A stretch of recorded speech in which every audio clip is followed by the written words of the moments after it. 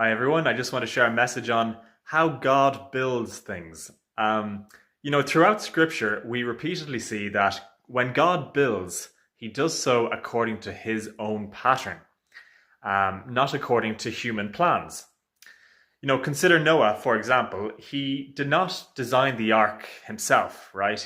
We see in Genesis 6 that God gave Noah precise dimensions, materials, and structure. Noah didn't add to God's instructions. He didn't improve on anything. He simply obeyed, and in doing so, he was saved. The same thing can be said with Moses, right? When he was building the tabernacle, right? Even though Moses was a sincere follower of God, he was still cautioned by God to make all things according to the pattern shown to you on the mountain. That's in Hebrews 8 and Acts 7, and of course in Exodus.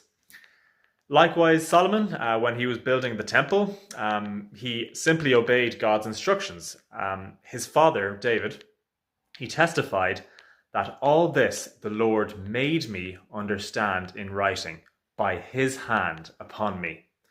Um, so Noah, Moses, and Solomon, had no choice in what they were building.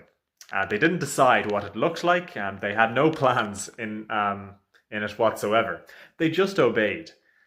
So I wonder, here in Drogheda, are we attending to the way God builds his church?